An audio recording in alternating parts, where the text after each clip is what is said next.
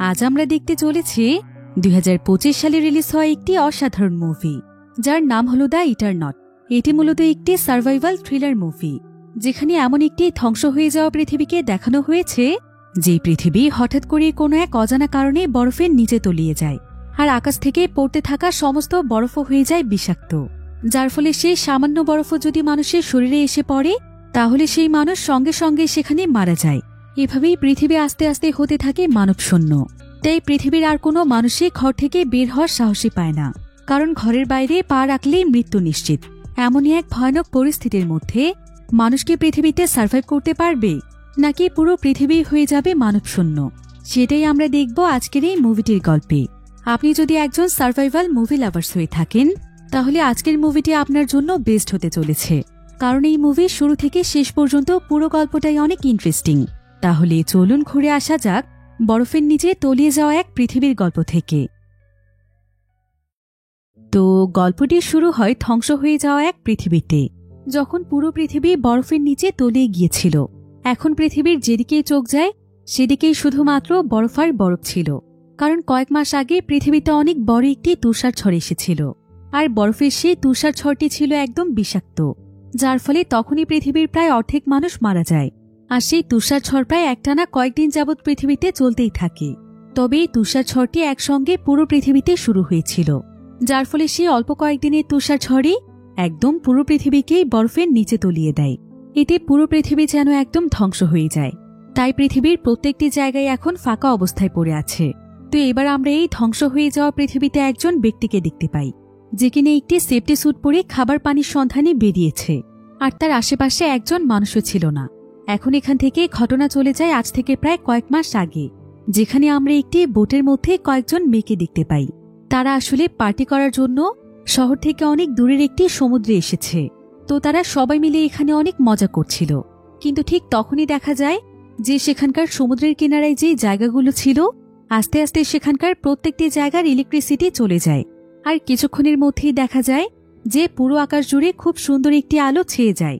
আর আকাশে এই ধরনের আলো মূলত ঠান্ডা এলাকাতে দেখা যায়, অর্থাৎ যেসব জায়গা সারা বছর বরফে ঢাকা থাকে।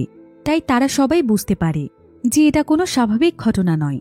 এজন্য তাদের ভেতর থেকে একজন বোট ঘোরানোর জন্য বোটের ভেতরে আসে, আর সে বোটের ইঞ্জিন চালু করার চেষ্টা করতে থাকে।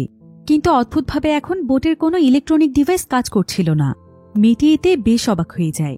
কিন্তু এমন সময় দেখা যায় যে হঠাৎ করেই মেয়েটির সাথে থাকা দুজন বান্ধবী নিচে পড়ে যায়। মেয়েটি এতে বেশ ভয় পেয়ে যায়, আর সে সেখানে থাকা একটি গ্লাসের মাধ্যমে বাইরে তাকিয়ে দেখতে পায় যে উপর থেকে বরফ পড়ার ফলে তার দুজন বান্ধবী মারা গিয়েছে। সে এতে অনেক ভয় পেয়ে যায়। এখন এই বোটের মধ্যে সে শুধুমাত্র একাই বেঁচে আছে। এবার এই ঘটনার কয়েকদিন পর আমরা স্পেনের একটি দৃশ্য দেখতে পাই, যেখানে স্পেনের মানুষেরা আন্দোলন করছিল, কারণ সেদিন রাতে পুরো শহরের ইলেকট্রিসিটি চলে যাওয়ার পর থেকে এখনও দেশের ইলেকট্রিসিটি স্টেবল ছিল না। তারা তাদের প্রয়োজনের তুলনায় অনেক কম ইলেকট্রিসিটি পাচ্ছে, আর তাদের এই আন্দোলনের ফলে রাস্তাতে অনেক জ্যাম লেগেছিল। তো এখানে একটি গাড়িতে আমরা জন নামক একজন ব্যক্তিকে দেখতে পাই। জন তার ওয়াইফ এবং তার মেয়েকে তাদের বাড়িতে ড্রপ করে দেওয়ার পর সে আজকে তার পুরনো কিছু বন্ধুদের সঙ্গে একটি পার্টি করতে যাচ্ছিল। তবে রাস্তাতে অনেক জ্যামের কারণে তার সেখানে পৌঁছতে লেট হয়ে যায়। এরপর সে কোনো মতে তার আলফ্রেডো নামক একজন বন্ধুর বাড়িতে আসে, যেখানে তার বাকি বন্ধুরা অলরেডি চলে এসেছিল। আর তারা সবাই মিলে এখানে টিভিতে একটি নিউজ দেখছিল। নিউজটিতে দেখানো হচ্ছিল যে অনেক বড় একটি ফ্যাক্টরিতে আগুন লেগে গিয়েছে এবং সেখানকার বিষাক্ত গ্যাস লিক হয়ে গিয়েছে। যদি কোনোভাবে সেই গ্যাস বাহিরে ছড়িয়ে পড়ে তাহলে সকল মানুষ অনেক বড় বিপদে পড়ে যাবে। তবে জন এখানে তাদেরকে বলে, তোরা এসব কি নিউজ দেখছিস? এভাবে সময় নষ্ট না করে আমাদেরকে আমাদের কাজে মনোযোগ দেওয়া উচিত। এরপর তারা সবাই মিলে সেখান থেকে গেম খেলতে চলে যায়। আর কিছুক্ষণ পর একজন ডেলিভারি ম্যান এসে তাদেরকে একটি ড্রিঙ্কস দিয়ে যায়। এই ডেলিভারি ম্যানের নাম ছিল ভিসেন্তে। তো তারা সবাই ড্রিঙ্ক করতে করতে অনেক মজা করে গেম খেলছিল, কিন্তু ঠিক তখনই সেখানকার ইলেকট্রিসিটি চলে যায়। এই ইলেকট্রিসিটির সমস্যা আসলে শুধুমাত্র তাদের শহরেই ছিল না, বরং এখন পুরো পৃথিবীর পরিস্থিতি এমন ছিল। তবে ঠিক তখনই সেখানে অ্যানা নামক একজন মহিলা চিৎকার করে ওঠে, যে কিনা ছিল আলফ্রেডোর ওয়াইফ, কারণ সে বাইরে তাকিয়ে দেখতে পায় যে সে ভিনচেন্তো নামক ডেলিভারি ম্যান সেখানে মরে পড়ে আছে। অ্যানার চিৎকার শুনে জন এবং তার বাকি বন্ধুরা সেখানে চলে আসে, আর তারা দেখতে পায় যে সত্যি সত্যি ভিসেন্তে মারা গিয়েছে, আর ভিসেন্তের শরীরের উপর আকাশ থেকে বরফ পড়ছে। আর এভাবে বরফ পড়তে দেখে তারা সবাই তো অনেকটাই ভয় পেয়ে যায়, কারণ তাদের শহরে কোনোদিনও এর আগে বরফ পড়েনি, এমনকি তাদের এই অঞ্চলে বরফ পড়ার কথাও না। তাছাড়া এখন তাদের দেশে গ্রীষ্মকাল চলছিল। এখন এই দৃশ্য দেখে তারা সবাই বুঝতে পারে যে এই বরফটি তাহলে কোনো নর্মাল বরফ নয়, কারণ এর প্রভাবে ভিনচেন্তে মারা গিয়েছে। এই বরফের মধ্যে নিশ্চয়ই কোনো বিষক্রিয়া রয়েছে। তাই অ্যানা তখন দ্রুত সবাইকে বলে যে তাদের বাড়ির দরজা জানালা এবং যত ক্র্যাক রয়েছে সেই সবকিছুই যেন সবাই মিলে বন্ধ করে দেয়, যাতে করে কোনোভাবেই বিন্দুমাত্র বরফ বাড়ির ভেতরে আসতে না পারে, তা না হলে তারাও বিষক্রিয়ায় মারা যেতে পারে। তাই তারা সবাই বাড়ির প্রত্যেকটি ক্র্যাককে সিল করে দিচ্ছিল। তবে আলফ্রেডো ছাড়া তার যে বাকি বন্ধুগুলো ছিল তারা সবাই এখন তাদের পরিবার নিয়ে দুশ্চিন্তা করছিল, কারণ তাদের পরিবার এখন বাড়িতে একাই রয়েছে। আর সবচাইতে ভয়ানক ব্যাপার হচ্ছে যে এখন তাদের ফোন এবং কম্পিউটার কিছুই কাজ করছিল না। তাই তারা এখন চাইলেও তাদের পরিবারকে সতর্ক করতে পারবে না। তবে এখানে সবচাইতে বেশি দুশ্চিন্তায় পড়ে যায় রুশো। তাই রুশো তখন তার পরিবারকে বাঁচানোর জন্য কোনোমতে একটি জ্যাকেট মাথায় দিয়ে সেখান থেকে বেরিয়ে যাচ্ছিল। যদিও সবাই তাকে থামানোর চেষ্টা করে, কিন্তু সে কারো কোনো কথাই শোনে না, বরং সে দ্রুত সেখান থেকে বেরিয়ে যায়। সবাই তখন তার পরিস্থিতি দেখার জন্য জানালার কাছে আসে আর প্রে করতে থাকে যাতে করে সে সুরক্ষিত থাকে।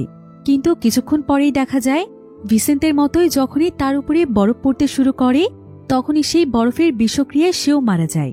সবাই এতে অনেক কষ্ট পাচ্ছিল, এমনকি অনেক ভয়ও পাচ্ছিল। আলফ্রেডো বাদে বাকি সবাই চিন্তা করছিল যে তারা এখন তাদের বাড়িতে কিভাবে পৌঁছবে, আর তাদের পরিবারের সবাই সুরক্ষিত আছে তো।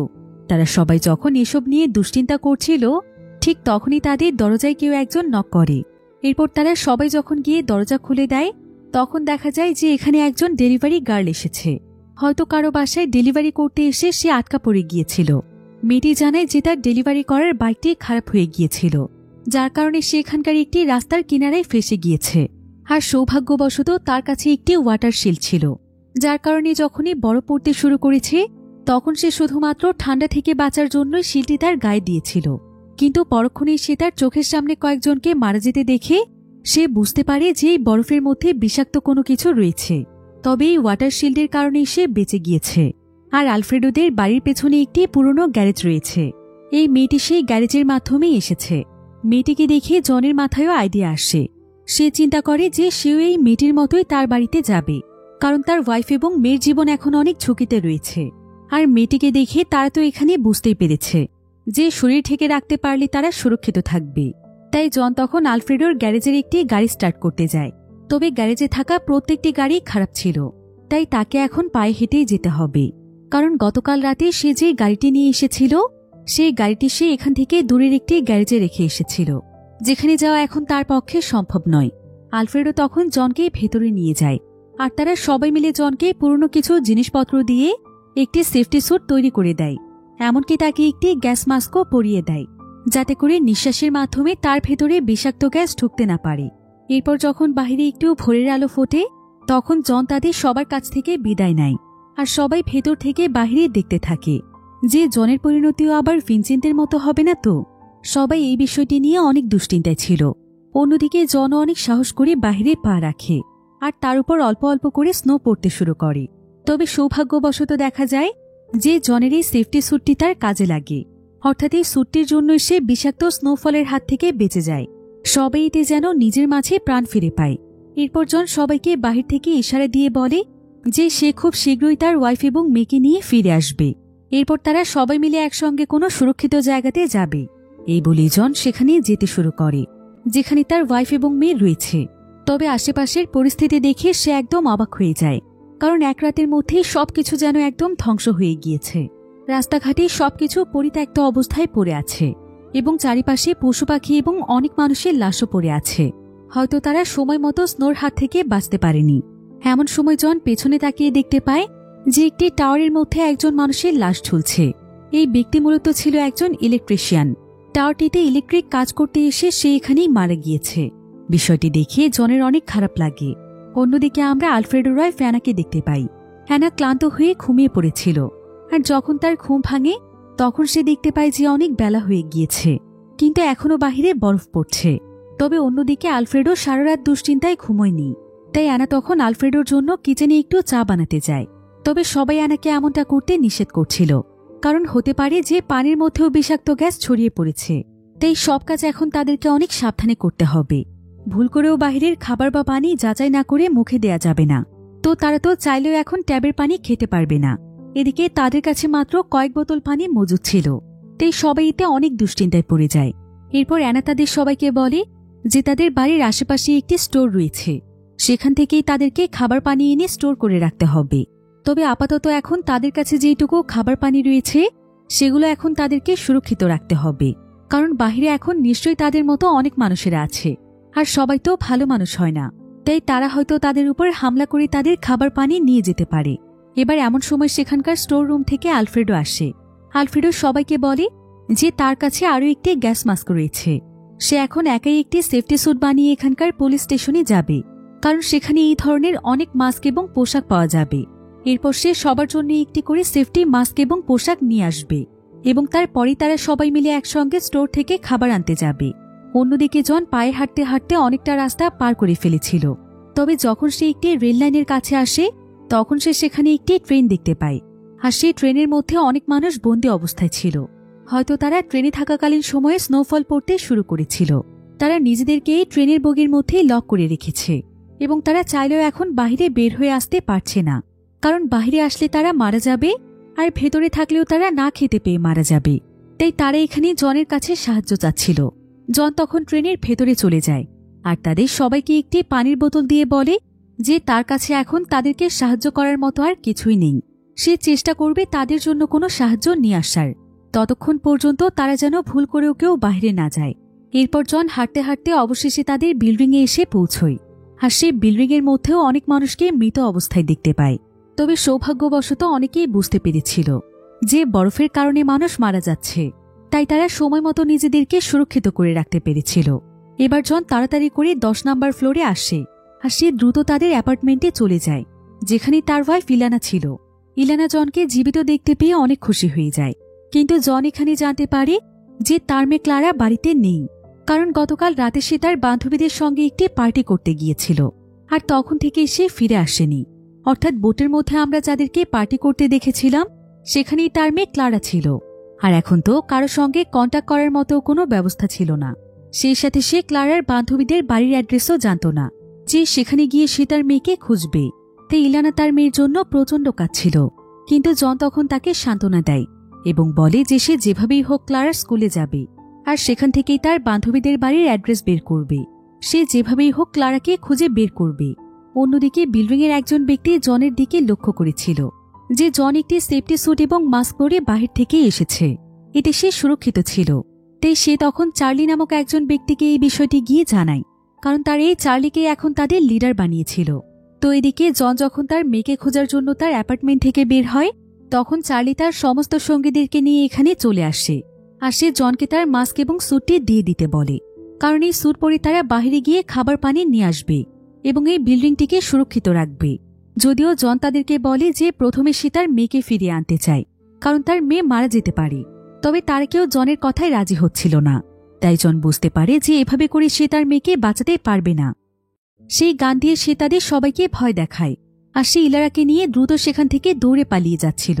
কিন্তু চার্লির কাছেও গান ছিল। সে তখন তার সঙ্গীদেরকে নিয়ে তাদের দুজনের পিছু করে। তবে জন কোনো মতে ইলারাকে নিয়ে নিচের ফ্লোরে চলে আসে, আর একটি অ্যাপার্টমেন্টে ঢুকে তারা সেখানকার দরজা লক করে দেয়। কিন্তু ততক্ষণে চার্লি এবং তার লোকেরাও এখানে চলে এসেছিল, আর তারা তাদেরকে ধরার জন্য এখানকার দরজা ভেঙে ফেলছিল। জন এবং ইলারা এতে অনেক ভয় পেয়ে যায়, আর তারা দুজন মিলে দ্রুত সেখানে প্লাস্টিক এবং মাস্ক খুঁজতে থাকে, কারণ জনের কাছে শুধুমাত্র একটি সেফটি স্যুট এবং মাস্ক ছিল। তাই তাদের এখন আরও একটি সেফটি স্যুটের দরকার, যেটা তাদেরকে বানিয়ে নিতে হবে। কিন্তু এই অ্যাপার্টমেন্টের ভেতরে তেমন কিছুই ছিল না। এদিকে চার্লিরা অ্যাপার্টমেন্টের দরজা প্রায় ভেঙেই ফেলছিল। তাই জন তখন ইলারাকে বাঁচানোর জন্য তার সেফটি স্যুট এবং মাস্কটি ইলারাকে পরিয়ে দেয় এবং তাকে এখান থেকে সোজা ক্লারার স্কুলে যেতে বলে, কারণ এতে অন্তত তার ওয়াইফ এবং মেয়ে বাঁচবে। যদিও ইলারা তাকে ছেড়ে কোনোভাবেই যেতে চাইছিল না, কিন্তু জন তাকে বলে যে তাদের মেয়ের জন্য তাকে এখান থেকে যেতেই হবে, আর তাকে নিয়ে কোনো চিন্তা করতে হবে না। সে যেভাবেই হোক নিজেকে সুরক্ষিত রাখবে, আর বেঁচে থাকলে তার সঙ্গে আবার দেখা হবে। এই বলে জন ইলারাকে কোনো মতে বাইরে বের করে দেয়। কিন্তু ঠিক তখনই চার্লি এবং তার লোকেরা সেখানকার দরজা ভেঙে ফেলে। এদিকে জন তাদের হাত থেকে বাঁচার জন্য সে যখনই সেখানে একটি প্লাস্টিকের ব্যাগ দেখতে পায় তখন সেটা সে দ্রুত মাস্কের মতো পরে নেয় এবং সেখানকার একটি গ্লাস ভেঙে ফেলে। ফলে সে অ্যাপার্টমেন্টের মধ্যে স্নো আসতে শুরু করে। আর চার্লি এবং তার টিম এটা দেখতে পেয়ে ভয়ে সেখান থেকে দ্রুত পালিয়ে যায়। কিন্তু কিছুক্ষণের মধ্যেই ব্যাগটির অক্সিজেন একদম শেষ হয়ে আসে আর জনও সেখান থেকে বাইরে বেরিয়ে আসে। যদিও জন এখানে কোনো মতে বেঁচে গিয়েছিল, কিন্তু তার প্লাস্টিকের ব্যাগের অক্সিজেন সেখানেই শেষ হয়ে যায়। ফলে ঠিকমতো নিঃশ্বাস নিতে না পেরে জন সেখানে অজ্ঞান হয়ে যায়। এরপর যখন তার জ্ঞান ফিরে আসে তখন সে নিজেকে একটি গাড়ির ভেতরে দেখতে পায়, যেখানে আলফ্রেডো এবং তার বাকি বন্ধুরাও ছিল। এমনকি সেখানে তার ভাই ফিলারাও রয়েছে। তবে আলফ্রেডো তখন তাকে জানায় যে সে একটি সেফটি স্যুট পরে কাছের একটি পুলিশ স্টেশনে গিয়েছিল আর সেখান থেকে এসে অনেকগুলো সেফটি স্যুট এবং মাস্ক আনতে পেরেছে। আর এই সেফটি স্যুটগুলো পরে তারা সবাই জন এবং ইলারাকে নিতে আসছিল। তবে রাস্তার মাঝখানেই তারা ইলারাকে দেখতে পেয়ে গাড়িতে উঠিয়ে নেয় আর কিছুক্ষণের মধ্যেই তাকে তারা অজ্ঞান অবস্থায় পায় এবং তাকে গাড়িতে উঠিয়ে নিয়ে আসে। তাদের জন্য কোনো মতে আজকে জনের জীবন বেঁচে যায়। এরপর তারা সবাই মিলে আবারও আলফ্রেডোদের বাড়িতে ফিরতে শুরু করে। তবে যাওয়ার পথে তার কেউ লক্ষ্যই করেনি যে আকাশের মধ্যে অদ্ভুত এক ধরনের আলো দেখা যাচ্ছে, যেটা অনেকটাই আগুনের উল্কাপিণ্ডর মতো ছিল। অর্থাৎ হয়তো সামনে আরো অনেক বড় বিপদ আসতে চলেছে। তো এবার তারা সবাই মিলে আলফ্রেডোদের বাড়িতে চলে আসে, যাতে করে তারা সবাই প্ল্যান করতে পারে যে সামনে তারা কি করবে। তবে এখানে পৌঁছানোর কিছুক্ষণ পরেই তারা বাইরে তাকিয়ে দেখতে পায় যে একজন ব্যক্তি তাদের বাড়ির দিকেই আসছে। এতে তারা সবাই সতর্ক হয়ে যায়। আর সেই ব্যক্তি যখন বাড়ির গ্যারেজে আসে তখন তারা সবাই তার দিকে বন্দুক তাক করে। তবে সেই ব্যক্তি তখন তাদের কাছে সাহায্য চায়। এরপর তারা সবাই মিলে তখন তাকে ভেতরে নিয়ে আসে। দেখা যায় যে এই ব্যক্তির নাম হচ্ছে বনিত। এই এলাকাতেই তার হার্ডওয়্যারের একটি দোকান ছিল আর আলফ্রেডো তাকে আগে থেকেই চিনত। তো বনিত এখানে সবাইকে বলে যে সে এখানকার আশেপাশের একটি জায়গাতে অনেকগুলো মানুষের সাথে একসঙ্গে সার্ভাইভ করছে, কিন্তু সেখানে এখন খাবার পানির অনেক অভাব দেখা দিয়েছে, তাই সে খাবার পানির সন্ধানে বেরিয়েছে। একথা শুনে আলফ্রেডো তখন তাকে বলে, আমাদের পক্ষে সম্ভব হলে আমরা সবাইকে সাহায্য করতাম, কিন্তু এমন পরিস্থিতিতে এখন আমাদের নিজেদের কথাই ভাবতে হবে। তারপরও আলফ্রেডো বনিতকে বেশ কিছু খাবার এবং পানি দিয়ে দেয়, যেগুলো তারা এখানকারই একটি স্টোর থেকে এনে সংগ্রহ করে রেখেছে। বনিত তখন তাদেরকে ধন্যবাদ জানিয়ে সেখান থেকে চলে যায়। কিন্তু ততক্ষণে তার কেউ একটি বিষয় লক্ষ্যই করেনি যে তাদের টিমেরই একজন সদস্য তাদেরকে কোনো কিছু না বলে গ্যারেজের একটি গাড়ি ঠিক করে সেটাকে নিয়ে বেরিয়ে যায়। হয়তো সে তার পরিবারের কারোর সন্ধানে যাচ্ছে। তবে যাওয়ার পথে আকাশে সেই উজ্জ্বল আলো দেখা যাচ্ছিল। আর কিছুক্ষণের মধ্যে আলোটি এত বেশি তীব্র হয়ে যায় যে সে আর চোখ খুলে তাকাতেই পারছিল না। ফলে তার মনোযোগ নষ্ট হয়ে সেখানে অনেক বড় একটি অ্যাক্সিডেন্ট হয়ে যায় আর সে সেখানেই মারা যায়। অন্যদিকে জন এবং ইলারা তাদের মেয়েকে খোঁজার জন্য অস্থির হয়ে পড়ছিল। তাই রাত হয়ে যাওয়ার পরও তারা দুজন বিদায় নিয়ে তাদের মেয়েকে খুঁজতে বেরিয়ে পড়ে। তবে এখন তুষারপাতের গতি অনেক বেশি ছিল, তাই ভালোভাবে সামনের রাস্তাগুলো দেখা যাচ্ছিল না। এদিকে জন এবং ইলারা রাস্তার মাঝখানে চেক করছিল আর সৌভাগ্যবশত তারা একটা গাড়ি পেয়েও যায়। তবে এমন সময় তারা সেখানে আরো কিছু গাড়ির আওয়াজ পায়, যেটা কিনা অন্যান্য সার্ভাইভার্সদের ছিল। তবে তারা আসলে খাবার পানি লুট করতে বেরিয়েছে। তাই জন এবং ইলারা তারা দুজনেই সেখানে লুকিয়েছিল। তারা দুজন সবকিছু দেখে বুঝতে পারে যে শহরে তাদের মতো আরো অনেক গ্রুপ ঘুরছে, যারা কিনা বিভিন্ন বাড়িঘর এবং দোকানপাট থেকে যত বেশি পরিমাণে সম্ভব খাবার পানি লুট করছিল এবং নিজেদের কাছে সংগ্রহ করে রাখছিল, যাতে করে তারা বেশি দিন পর্যন্ত সার্ভাইভ করতে পারে। সেই সাথে তারা খাবার পানির জন্য মানুষকেও মারতে দ্বিধাবোধ করছিল না। তাই জন এবং ইলারা কোনো মতে সেখানে চুপচাপ থাকে। আর কিছুক্ষণের মধ্যে সেই টিমের সবাই সেখান থেকে চলে যায়। আর জন এবং ইলারাও তখন সোজা তাদের মেয়ের স্কুলে চলে আসে। আর তারা সেখান থেকে তার মেয়ের বান্ধবীদের অ্যাড্রেস বের করে ফেলে। এরপর যখন তারা দুজন মিলে স্কুল থেকে বের হতে যাবে তখন তারা স্কুলের ক্যান্টিনের ভেতর থেকে একটি আওয়াজ শুনতে পায়। এরপর তারা ক্যান্টিনের দরজার কাছে গিয়ে দেখতে পায় যে পৃথিবী যখন ঠিকঠাক ছিল, অর্থাৎ দুদিন আগে যখন স্কুলে ক্লাস চলছিল, তখন কিছু দুষ্টু বাচ্চারা মিলে পাবলো নামক একটি বাচ্চাকে সেখানে বন্দি করে রেখেছে। আর সে প্রায় দুদিন যাবৎ এখানেই আটকা পড়ে আছে। আর এটা যেহেতু একটি ক্যান্টিন ছিল, তাই পাবলোর খাবার পানির কোনো সমস্যা হয়নি। তবে পাবলো অনেক বেশি আতঙ্কিত অবস্থায় ছিল। তাই জন তখন প্রথমে তাকে শান্ত করে। এরপর সে তাকে জানায় যে পৃথিবীতে এখন কি চলছে আর কিভাবে স্নোফলের কারণে মানুষ মারা যাচ্ছে। পাবলো তখন বাইরে তাকিয়ে দেখতে পায় যে সত্যি সত্যি তার স্কুলেরও অনেক বাচ্চা মারা গিয়েছে। সে তো অনেক ভয় পেয়ে যায়। অন্যদিকে আলফ্রেডো এবং তার সঙ্গীরা বাড়িতে বসেই দেখছিল যে আশেপাশে অনেকগুলো ডাকাত দল চলে এসেছে আর তারা যেখান থেকেই পারছে সেখান থেকেই খাবার নিয়ে নিচ্ছে। এমনকি মানুষের কাছ থেকেও তাদের খাবার ছিনিয়ে নিচ্ছে। তাই যত তাড়াতাড়ি সম্ভব তাদেরকেও খাবার সংগ্রহের জন্য বের হতে হবে। তা না হলে এই ডাকাত দলেরা যেভাবে সমস্ত খাবার লুটপাট করছে, তাতে করে পরবর্তীতে তারা কোনো খাবার বা পানি কিছুই পাবে না। তাই আলফ্রেডো এবং তার ওয়াইফ অ্যানা তৈরি হয়ে যায়। আর তাদের বাড়িতে যে ডেলিভারি গার্ল এসেছিল, তারা সেই মেয়েটিকে বলে যায় যে তাদের বাড়ির খেয়াল রাখতে, যাতে করে কোনো ডাকাত দল এখানে ঢুকতে না পারে। এই বলে আলফ্রেডো বাইরে এসে তার ওয়াইফকে নিয়ে একটি গাড়ি খুঁজে বের করে। এরপর তারা সেই গাড়ি নিয়ে খাবার পানির সন্ধানে চলে যায়। আর যাওয়ার পথে তারা দুজন প্ল্যান করছিল, এরপর জন এবং ইলারা যখন তাদের মেয়েকে নিয়ে চলে আসবে, তখন তারা সবাই মিলে তাদের পুরো বাড়িটিকে সিল করে ফেলবে, যাতে করে বাইরের কোনো মানুষ তাদের উপর আক্রমণ করতে না পারে। কারণ যখন সমস্ত স্টোরগুলো থেকে খাবার নেওয়া শেষ হয়ে যাবে, তখন ডাকাত দলেরা বাড়ির দিকেই বেশি টার্গেট করবে। এবার কিছু দূর যাওয়ার পর তারা একটি জায়গাতে থামে, যেখানে বিভিন্ন ধরনের লোহার টুলস ছিল। তারা সিদ্ধান্ত নেয় যে এখান থেকে বিভিন্ন টুলস তারা সংগ্রহ করবে, কারণ এগুলো তাদের বাড়িটিকে সিল করতে কাজে আসতে পারে। তবে এই জায়গার ভেতরে এসে তারা দেখতে পায় যে এখানে তাদের মতোই আরও বেশ কিছু সার্ভাইভার্সরা রয়েছে, যাদের মধ্যে বনিত ছিল একজন, যাকে আলফ্রেডো খাবার দিয়ে সাহায্য করেছিল। তো আলফ্রেডো এবং অ্যানা বুঝতে পারে যে এটা বনিতরই বাড়ি। আর আলফ্রেডো যেহেতু বনিতকে সাহায্য করেছিল, তাই বনিতও তাকে সাহায্য করতে চায়। সে এখানে আলফ্রেডোকে বলে যে তার একটি সেভ আইল্যান্ডের সন্ধান পেয়েছে, যেটা এখনও স্নোফলের হাত থেকে সুরক্ষিত আছে। অলরেডি সেখানে বেশ কিছু সার্ভাইভার্সরা রয়েছে, এমনকি সেখানে একটি মিলিটারি ক্যাম্পও তৈরি করা হয়েছে। আর মিলিটারিরাই সেখানে সকলের সুরক্ষা দিচ্ছে। তাই বনিত এবং তার টিম সেই আইল্যান্ডের দিকেই রওনা হবে। তবে আলফ্রেডো চাইলে সে এবং তার টিমও তাদের সঙ্গে জয়েন করতে পারে, কারণ এখানে থেকেও তো তাদের তেমন কোনো লাভ নেই। অন্তত বাঁচার তো চেষ্টা করতে হবে। আলফ্রেডোর কাছে বনিতর এই প্রস্তাবটি বেশ ভালো মনে হয়, কারণ এখানে সার্ভাইভ করেও তাদের কোনো লাভ নেই। কিছুদিন পর এই শহরের পরিস্থিতি একদম বদলে যাবে, এমনকি তাদের কাছে থাকা খাবার পানি সবকিছু ফুরিয়ে যাবে। তাই বনিতদের সঙ্গে যাওয়াটাই তাদের জন্য বুদ্ধিমানের কাজ হবে। অন্যদিকে আমরা জন এবং ইলারাকে দেখতে পাই। তারা দুজন পাবলোকে নিয়ে তার বাড়িতে আসে, যাতে করে তারা পাবলোকে তার মা বাবার হাতে তুলে দিতে পারে। কিন্তু এখানে আসার পর তারা জানতে পারে যে পাবলোর মা বাবা দুজনেই মারা গিয়েছে। আর এটা জানতে পেরে পাবলো সেখানে অসুস্থ হয়ে পড়ে। জন এবং ইলারা এতে অনেক ভয় পেয়ে যায়। আর জন তখন তাদের দুজনকে নিয়ে একটি ফার্মেসির দিকে যায়, যেখান থেকে তারা পাবলোর জন্য মেডিসিন নিতে পারবে। তো কিছুক্ষণের মধ্যেই তারা একটি ফার্মেসির ভেতরে চলে আসে। তবে এমন সময় তারা বাহিরে একজন মহিলাকে দেখতে পায়, যে কিনা প্রেগনেন্ট ছিল। জন এবং ইলারা তাকে দেখে অনেক মায়া হয়, তাই তারা ফার্মেসির গেট খুলে তাকে ভেতরে আসতে দেয়।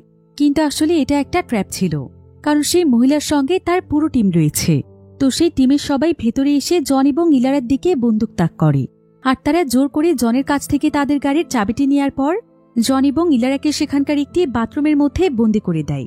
আর যখন সেই টিমের সবাই সেখান থেকে চলে যায়, তখন পাবলো এসে তাদেরকে মুক্ত করে দেয়, কারণ পাবলো এতক্ষণ সেখানকারই একটি জায়গাতে লুকিয়েছিল।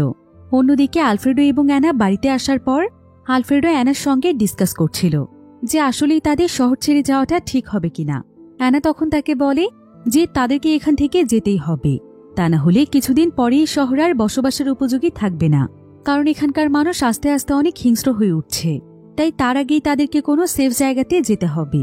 তো আলফ্রেডো বনিতর কাছ থেকে যে দ্বীপের ব্যাপারে জেনেছিল, সেই দ্বীপের ব্যাপারে সঠিক তথ্য জানার জন্য আলফ্রেডো তাদের বাড়ির সমস্ত রেডিওগুলোকে অন করার চেষ্টা করছিল, কিন্তু কিছুতেই কোনো লাভ হয় না। আলফ্রেডো বাড়ির ছাদের উপরে গিয়ে সেখানকার অ্যান্টেনাও ঠিক করে, কিন্তু এতেও কোনো লাভ হয় না। এরপর আলফ্রেডো তাদের কম্পাসগুলো চেক করছিল, যেটার মাধ্যমে তারা দিক নির্দেশনা করে সেভ আইল্যান্ডের দিকে যেতে পারবে। কিন্তু এখন তো এই কম্পাসও কাজ করছিল না। অন্যদিকে জন, ইলারা এবং পাবলো এখন পায়ে হেঁটেই রাস্তা পার করছিল। সৌভাগ্যবশত তাদের সেফটি স্যুটের কারণে তাদের কোনো ক্ষতি হচ্ছিল না।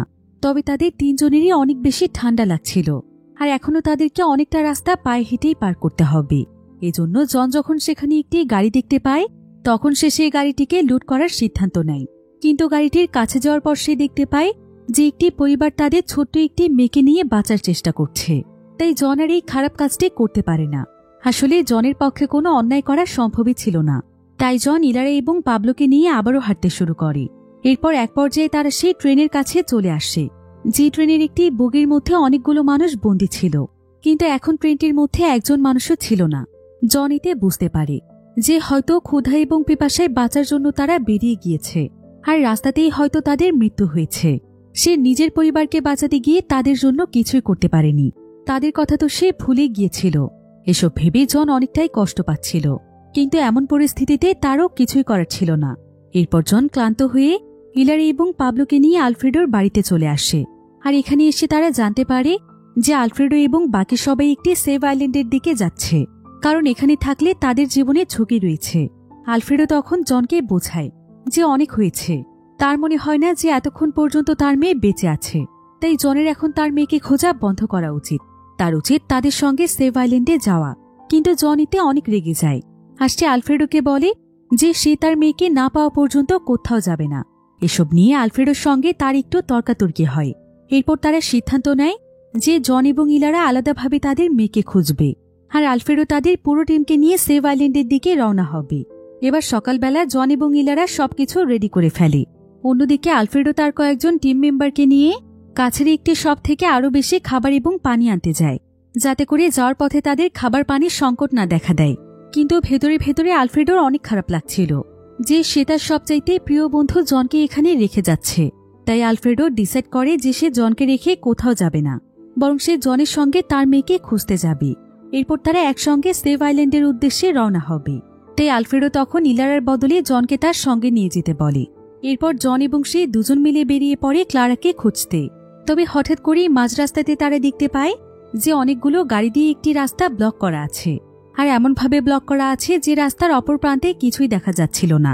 এমন সময় আবার সেখানে বেশ কয়েকটি মিলিটারিদের গাড়ি চলে আসে। এরপর কয়েকজন সোলজার তাদেরকে বলে যে এই জায়গা থেকে যতটা সম্ভব দূরে থাকতে। এই বলেই তারা সামনের দিকে এগিয়ে যায়। তবে জন এবং আলফ্রেডোর এতে অনেক সন্দেহ হয়। তারা ভাবছিল যে সোলজাররা হয়তো তাদের কাছে কিছু লুকোচ্ছে, হয়তো এই ব্লক করা রাস্তার পেছনে এমন কিছু রয়েছে যেটা সোলজাররা সকলের কাছ থেকে গোপন করছে। তাই জন এবং আলফ্রেডো লুকিয়ে লুকিয়ে সোলজারদের পিছু করে। কিন্তু সোলজাররা যখন দেখতে পায় যে কেউ তাদের পিছু করছে, তখন তারা কোনো কিছু বুঝে উঠতে না পেরে গুলি করতে শুরু করে। তাই তারা দুজন তখন দ্রুত তাদের গাড়ি পিছিয়ে নিয়ে আসতে শুরু করে। কিন্তু হঠাৎ করেই তাদের গাড়িটি অনেক জোরে উল্টে যায়। আর এখানে আসার পরে জন এবং আলফ্রেডো বুঝতে পারে যে সোলজাররা কেন তাদেরকে এখান থেকে দূরে থাকতে বলেছে। কারণ তারা দূর থেকেই দেখতে পায় যে সেই ব্লক করে রাখা রাস্তার পেছনে দানব আকৃতির অনেকগুলো ভয়ানক ক্রিয়েচার রয়েছে, যারা কিনা এক এক করে সোলজারদের উপর আক্রমণ করছিল। জন এবং আলফ্রেডো এতে অনেক ভয় পেয়ে যায়। তারা বুঝতে পারে যে সোলজাররা আসলে ক্রিয়েচারগুলোকে বন্দী করে রাখতে চাইছিল। এদিকে ক্রিয়েচারগুলো তাদেরকে দেখতে পেয়ে তাদের দিকেই ধেয়ে আসতে থাকে। সমস্ত গাড়ি সরিয়ে তারা এক এক করে বেরিয়ে আসতে থাকে। জন এবং আলফ্রেডো তখন বাঁচার জন্য তাদের উল্টে যাওয়া সেই গাড়িটির পেছনে গিয়ে লুকিয়ে পড়ে, আর সবকিছু শান্ত হয়ে যাওয়ার জন্য অপেক্ষা করতে থাকে। সেখানে আবার তারা কয়েকজন সোলজারদের কয়েকটি গানও খুঁজে পায়। কিন্তু তারা এটা ভালোভাবেই বুঝতে পারে যে এই গান দিয়ে তারা এত বড় বড় ক্রিয়েচারদের কিছুই করতে পারবে না। তাই তারা সবকিছু শান্ত হয়ে যাওয়ার জন্য অপেক্ষা করছিল। তবে ততক্ষণে কয়েকটি ক্রিয়েচার তাদের উপস্থিতি টের পায়, আর তারা তাদের দুজনের পিছু করতে শুরু করে। জন এবং আলফ্রেডো এতে অনেক ভয় পেয়ে যায়, আর তারা দুজন বাঁচার জন্য দৌড়তে শুরু করে।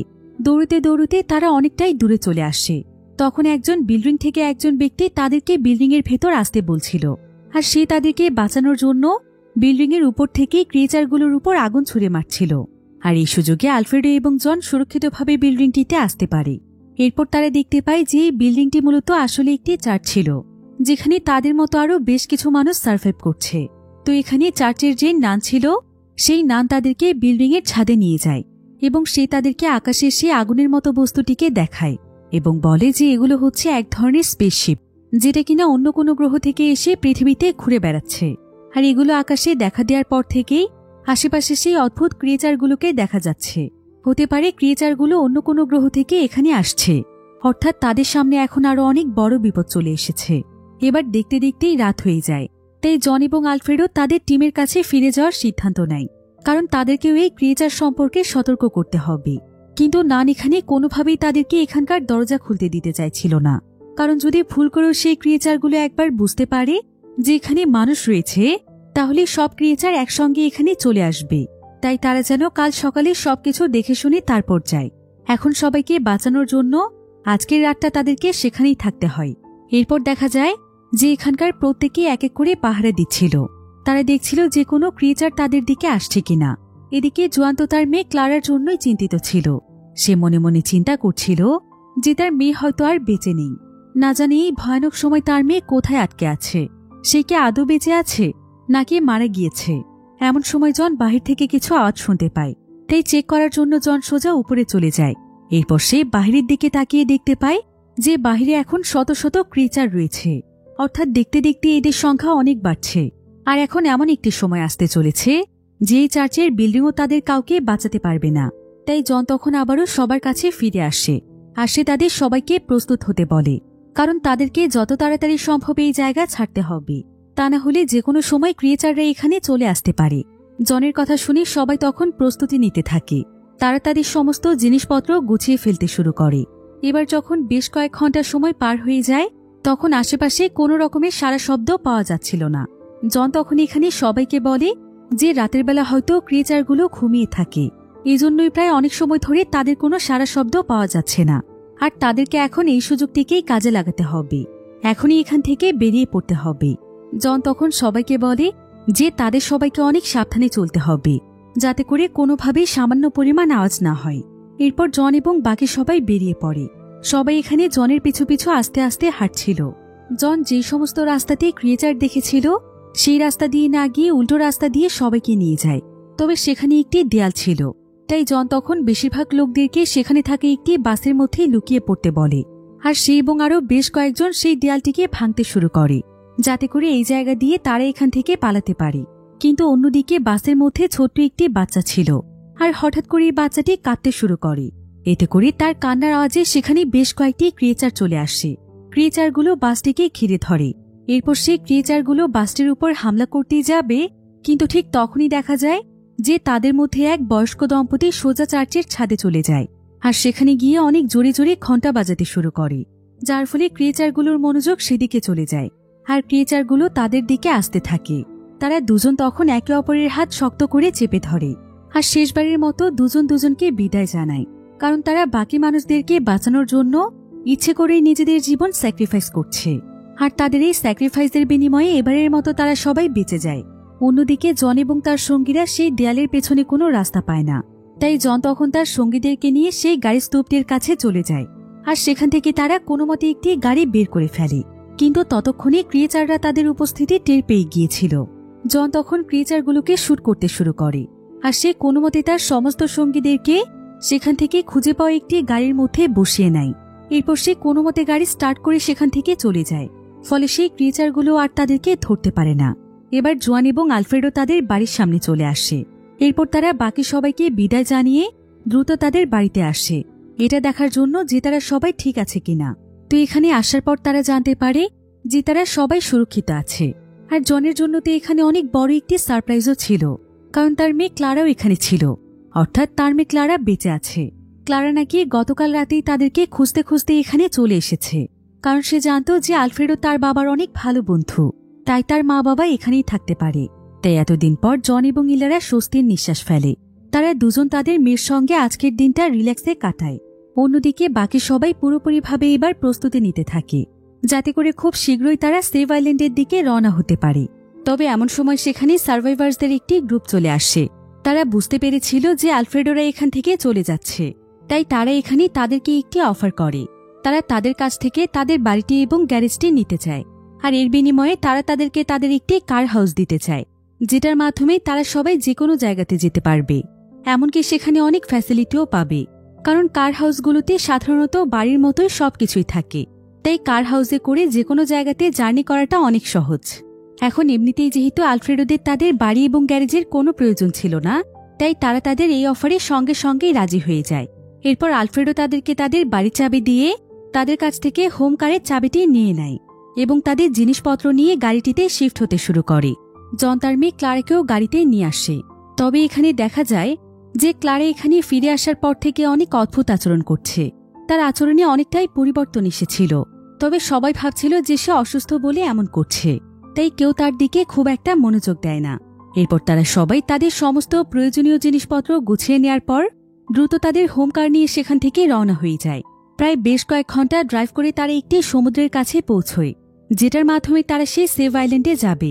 কিন্তু সমুদ্রের সামনে এসে জন এবং আলফ্রেডো দেখতে পায় যে অনেক দ্রুত গতিতে পৃথিবীর আবহাওয়া পরিবর্তনের ফলে সমুদ্রের পানির উচ্চতা একদম নিচে নেমে গিয়েছে। তাই কোনোভাবেই এখন তারা সমুদ্রের মাধ্যমে যেতে পারবে না। এখন তাদেরকে অন্য একটি রাস্তা বের করতে হবে। কিন্তু আজকে কিছুক্ষণ পরেই সন্ধে হয়ে যাবে। তাই আজকের রাতটি কাটানোর জন্য তারা একটি শপিং মলে চলে যায়। আর এই শপিং মলে এখন অনেক সার্ভাইভার্সরা আশ্রয় নিয়েছে। এমনকি তাদের মধ্যে সেই সমস্ত সার্ভাইভার্সরাও ছিল যাদেরকে সেদিন চার্চ থেকে বের করে জন বাঁচিয়েছিল। আর এখানকার সমস্ত সার্ভাইভার্সরা একে অপরকে সাহায্য সহযোগিতা করে এখানে সার্ভাইভ করছে। এদিকে এমন সময় ক্লারা সেখানে অদ্ভুত আচরণ করছিল। তবে কিছুক্ষণের মধ্যেই সব ঠিক হয়ে যায়। সবাই ভাবে ক্লারা অসুস্থতার জন্য এমনটা করছে। এটা ভেবে সবাই বিশ্রাম নেওয়ার জন্য ঘুমিয়ে পড়ে। এবার পরের দিন অনেক সকালবেলা জনের ঘুম ভেঙে যায়, কারণ সে শপিং মলের মধ্যে সকলের চিৎকারের আওয়াজ শুনতে পায়। এরপর সে যখন বিষয়টি চেক করতে আসে তখন সে দেখতে পায় যে বাইরে স্নোফল পুরোপুরিভাবে থেমে গিয়েছে এবং আস্তে আস্তে রোদ উঠছে। সেই সাথে মানুষ এখন বাহিরে যেতে পারছে। তাদের এখন কিছুই হচ্ছে না, অর্থাৎ স্নোফল থেকে বিষাক্ত গ্যাস চলে গিয়েছে। এটা দেখে সবাই অনেক খুশি হয়ে যায়, কারণ পুরো পৃথিবী আবারও আগের মতো নর্মাল হয়ে যাবে। সবাই ভাবছিল যে এটা কোনো স্বপ্ন নয় তো, কিন্তু ঠিক তখনই সেখানে একটি গ্যাং চলে আসে আর তারা অনবরত বাইরে থাকা সবার উপর গুলি করতে থাকে। সবাই তখন নিজেদের জীবন বাঁচানোর জন্য সেখানে দৌড়তে শুরু করে। এদিকে জন এখানে নিজের টিমকে বাঁচানোর জন্য সে তার বন্দুক দিয়ে একাই সেই গ্যাংয়ের সঙ্গে লড়াই করতে থাকে। তবে সৌভাগ্যবশত তাদেরকে বাঁচানোর জন্য সেখানে আর্মি সোলজাররা চলে আসে আর তারা সেই গ্যাংয়ের উপর অ্যাটাক করে সমস্ত সার্ভাইভার্সদেরকে বাঁচিয়ে নেয়। এবার সোলজাররা সমস্ত সার্ভাইভার্সদেরকে তাদের সঙ্গে করে একটি সুরক্ষিত জায়গার দিকে নিয়ে যাচ্ছিল। তবে যাওয়ার পথে তারা সবাই আশেপাশে তাকিয়ে লক্ষ্য করে যে এখন চারিপাশে রোদ ওঠার কারণে আস্তে আস্তে সমস্ত বরফগুলো গলতে শুরু করেছে এবং সমুদ্র আস্তে আস্তে পানি দিয়ে ভরে যেতে শুরু করেছে।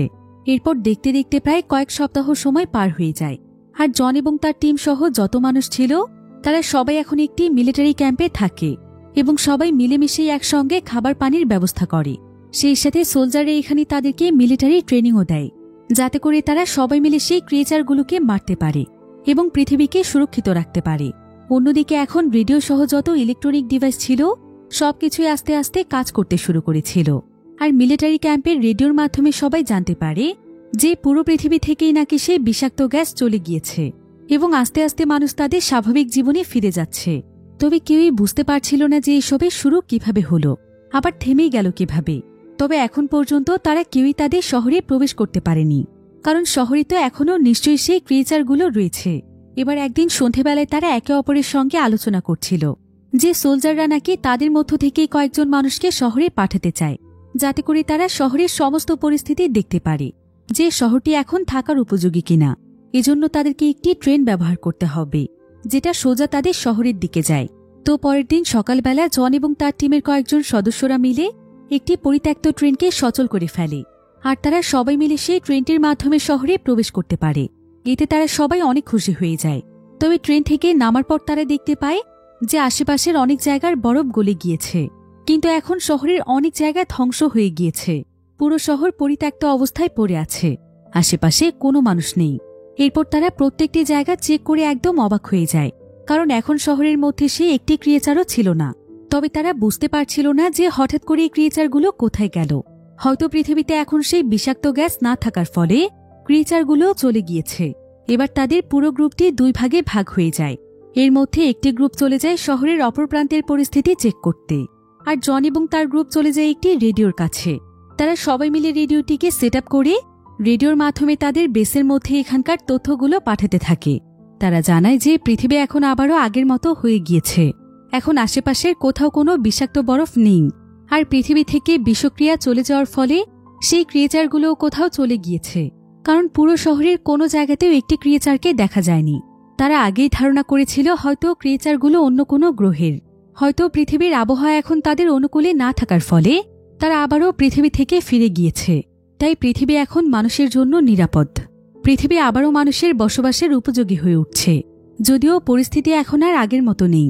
তাদের ঘরবাড়ি, রাস্তাঘাট, তাদের প্রিয় শহর সবকিছু একদম ধূলিসাৎ হয়ে গিয়েছে, কিন্তু মানুষ চেষ্টা করলে সবকিছুই সম্ভব। তাই তারা সবাই মিলে একসঙ্গে ঘুরে দাঁড়াবে এবং কাঁধে কাঁধ মিলিয়ে নতুন এক পৃথিবী গড়ে তুলবে। আর এমনই একটি সুন্দর এন্ডিংয়ের মাধ্যমে গল্পটি এখানেই শেষ হয়ে যায়। এটা মূলত ছিল একটি সিরিজ, যেটা কিছুদিন আগে নেটফ্লিক্সে রিলিজ হয়েছিল।